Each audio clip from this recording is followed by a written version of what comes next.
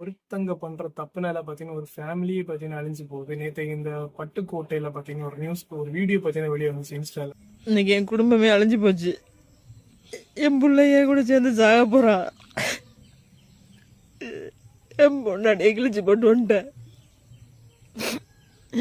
என் குடும்பமே நாசமா போச்சு. இது எல்லாத்துக்கும் காரணம்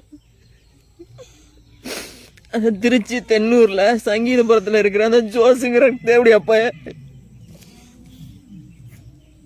இல்ல அதை பார்த்ததும் பாத்தீங்கன்னா கொஞ்சம் மனசு பாத்தீங்கன்னா கஷ்டமா இருக்கு. ஒரு ஹஸ்பண்ட் அப்புறம் ஒய்ஃப் அவங்க ஒரு குழந்தைங்க பாத்தீங்கன்னா இருக்காங்க.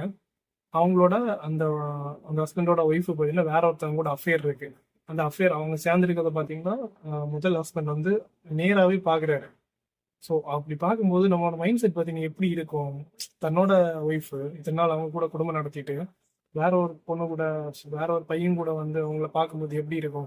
இப்போ யாருக்கானாலுமே பார்த்தீங்கன்னா கோவம் வரும்ல. ஸோ அந்த இடத்துல பார்த்தீங்கன்னா அவர் அந்த பொண்ணை வந்து வெட்டியிருக்காங்க. ஸோ அப்படிதான் பார்த்தீங்கன்னா நியூஸ் வந்துச்சு, பொண்ணை வெட்டியிருக்காங்க.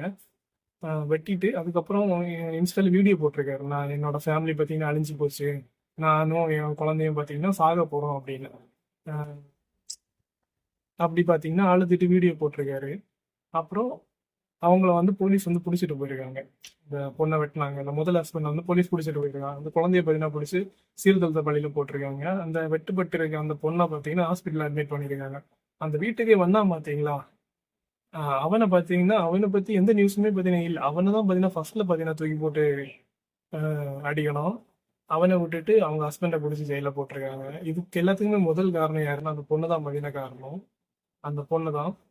அந்த பொண்ணு பார்த்தீங்கன்னா இவ்வளோ இடம் இடம் கொடுத்தனால தானே பார்த்தீங்கன்னா அவன் வீட்டுக்குள்ளாடி வந்தான். ஸோ அந்த பொண்ணு மேலே தான் பார்த்தீங்கன்னா முதல் தப்பு. ரெண்டாவது பார்த்தீங்கன்னா அந்த வந்தவன் மேலே.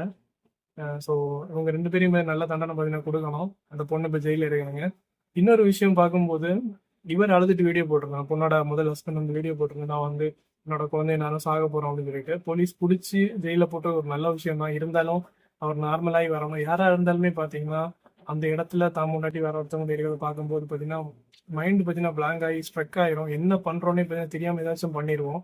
அது யாரா இருந்தாலுமே அந்த டைம்ல சொல்ல முடியாது என்ன நடக்கும் அப்படின்னு. நல்ல விஷயம் தான் அவரை பிடிச்சி உள்ள வச்சிருக்குது. பட் அவர் வந்து மென்டலி பார்த்தீங்கன்னா நார்மலாகி வரணும். வந்ததுக்கப்புறம் அந்த குழந்தைய பார்த்தீங்கன்னா அவர் கூட சேர்த்து வச்சு,